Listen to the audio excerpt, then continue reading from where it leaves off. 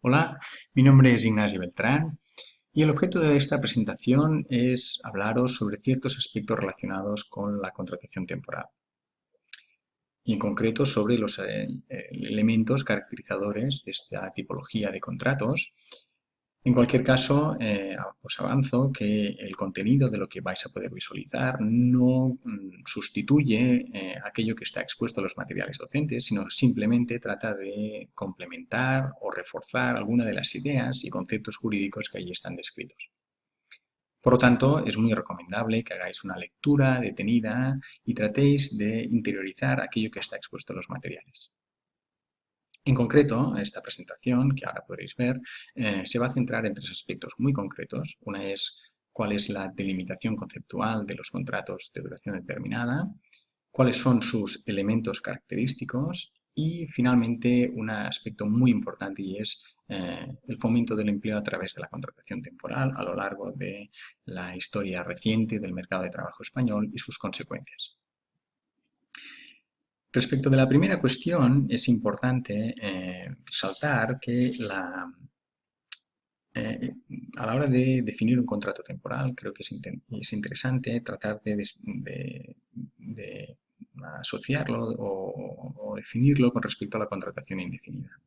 Y en este sentido, yo os propongo hacer este análisis tomando como punto de referencia cuál era la regulación de los contratos de arrendamiento de servicios en el Código Civil y cuál es la regulación del contrato de trabajo en el Estatuto de los Trabajadores. Y en concreto sobre un aspecto muy específico, que es si es o no es necesario alegar una causa para extinguir el contrato.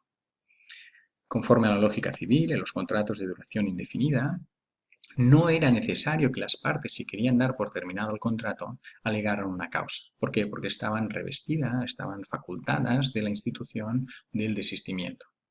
El desistimiento, debéis tener en cuenta que es una facultad que habilita a cualquiera de las dos partes del contrato a poner fin al mismo sin necesidad de alegar una causa y sin que eso conlleve ningún tipo de responsabilidad.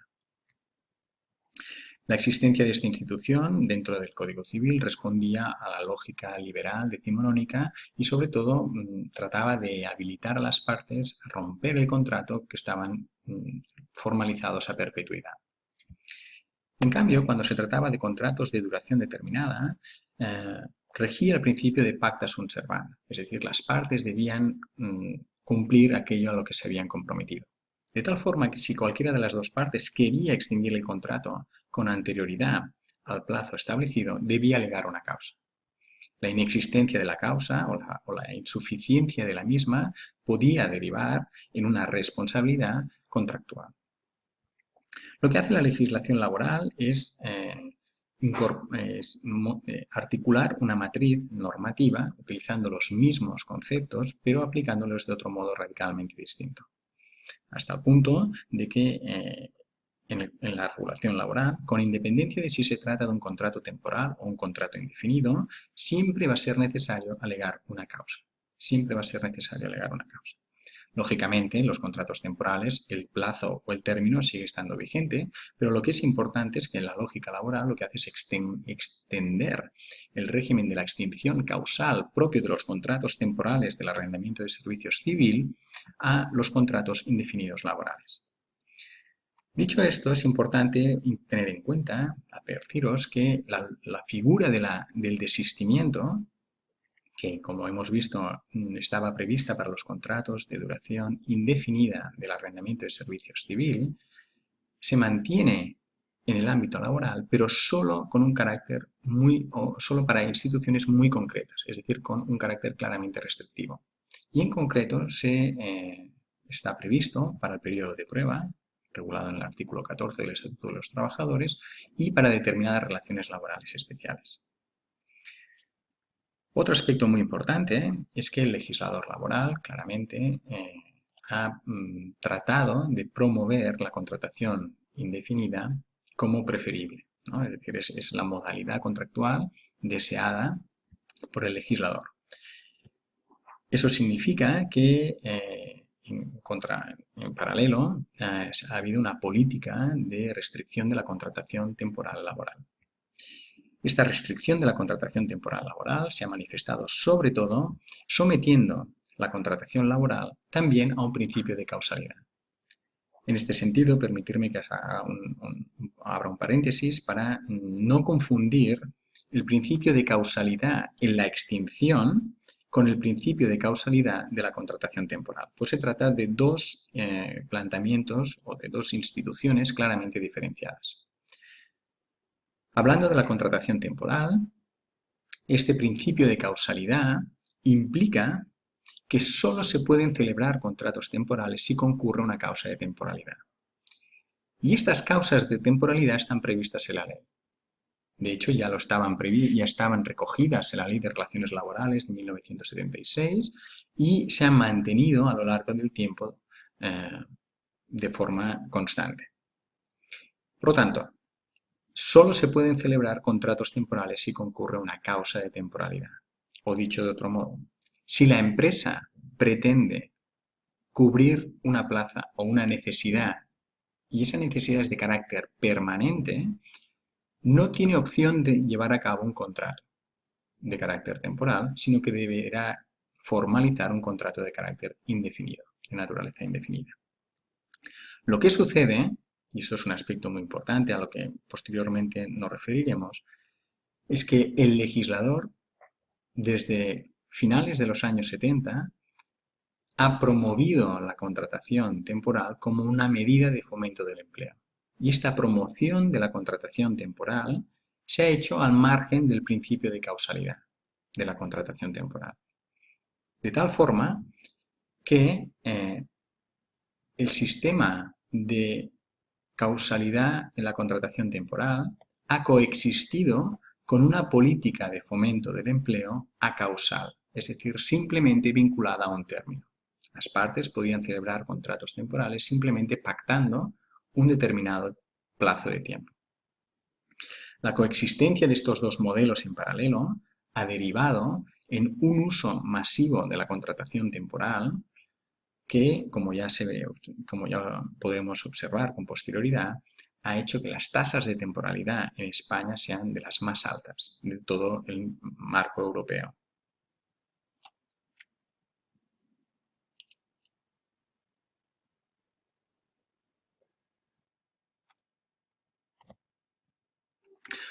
Otro aspecto importante de la contratación temporal es cuáles son sus elementos caracterizadores. Y en este sentido, hay dos parámetros a tener en cuenta o dos premisas, y una es el principio de conservación, el favor negoti, así como la lógica de la tácita reconducción, y por otra parte la institución de la denuncia, siempre que se haga dentro de o con una cierta antelación. En este sentido, permitirme imaginaros que tenemos un contrato que tiene esta duración y de acuerdo con el principio de la tácita reconducción, en la medida que la celebración de un contrato implica ciertos costes, el principio del favor negoti impulsa al legislador a tratar de mantener la vigencia del contrato si ninguna de las dos partes dice lo contrario. Por lo tanto, de acuerdo con la lógica de la tácita reconducción, si ninguna de las dos partes manifiesta lo contrario, el contrato se prorroga durante un determinado periodo de tiempo. Tal como está previsto en el artículo 49, esta prórroga del contrato puede ser de carácter temporal o indefinido en función de la modalidad contractual, ¿no? Ahora bien, la lógica de la tácita reconducción, es decir, esta prórroga automática del contrato, no se produce si el contrato ha sido denunciado dentro de un determinado plazo de tiempo. Fijaros, por lo tanto, que la denuncia es una manifestación de voluntad que lo que hace es comunicar, en virtud de la cual una de las partes comunica a la otra que no quiere que el contrato se prorrogue.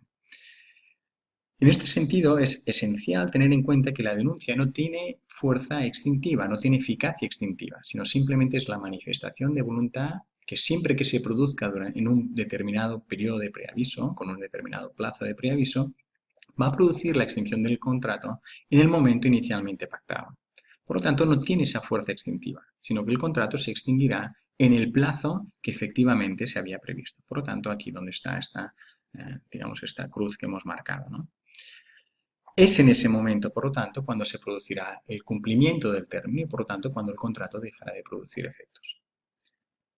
La denuncia, y esto es importante, es una institución propia de los contratos temporales. También está presente, por ejemplo, en los contratos sometidos a condición, pero es una figura que es propia de los contratos temporales.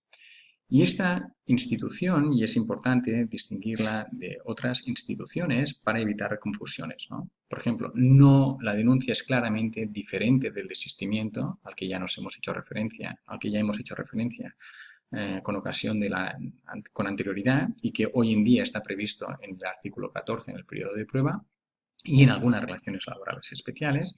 Y la denuncia y el desistimiento, a su vez, son distintas de la figura del despido, que el despido es una resolución causal del contrato.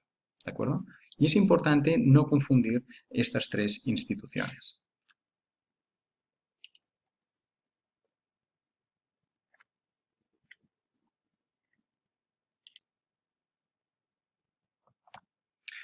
Como ya se ha apuntado, la contratación temporal ha estado muy vinculada a las políticas de fomento del empleo.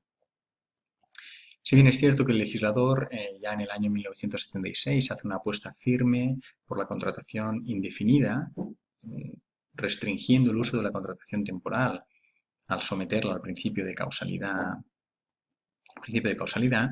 también lo es que poco tiempo después, como medida de fomento del empleo, el legislador también habilita la posibilidad de llevar a cabo contratos temporales sin necesidad de respetar este principio de causalidad. Por tanto, habilitando a las partes a firmar contratos simplemente sometidos a un término. Es importante tener en cuenta que ambas medidas o ambas figuras contractuales coexisten, de tal manera que se pueden hacer contratos temporales ordinarios, digamos, son vinculados al principio de causalidad, pero también se pueden hacer contratos temporales vinculados al fomento del empleo. La cuestión es que esta política de empleo que debía ser transitoria se prolongó en el tiempo durante prácticamente 30 años, lo que generalizó de una manera masiva el empleo precario. Ante esta circunstancia, el legislador, en el año 1997, en un primer estadio, pero posteriormente ya confirmándose de manera definitiva, en el año 2001, apuesta firmemente por la contratación indefinida como la modalidad deseable para llevar a cabo el fomento del empleo. Y la contratación o el fomento del empleo a través de la contratación temporal queda muy limitada o para determinados colectivos muy específicos. Sin embargo, el uso de la contratación temporal a causal durante 30 años ha derivado en una cultura organizativa posiblemente poco deseable, que se ha traducido en un uso abusivo de la contratación temporal. De tal manera que el respeto de la ley y el respeto a las causas de temporalidad de la contratación temporal no es todo lo generalizado que sería deseable. Para verificar esta afirmación, simplemente basta con ver los datos de la tasa de temporalidad del mercado de trabajo español y puede observarse como si bien en el año 87 era de un 18%, esa tasa se ha mantenido al alza, alcanzando un 33%, por ejemplo, en el año 94, pero manteniéndose en un 25% en el año 2015 a pesar de la crisis, ¿no? Una de las derivadas de estos datos es que todos aquellos intentos del legislador para promover la contratación indefinida no han tenido el éxito esperado. Por ejemplo, la previsión de una cotización por desempleo superior para los contratos temporales o la previsión de una indemnización por extinción de los contratos temporales tampoco han supuesto, no han sido elementos disuasivos lo suficientemente intensos para impulsar o promover el uso de la contratación indefinida en vez del uso de la contratación temporal.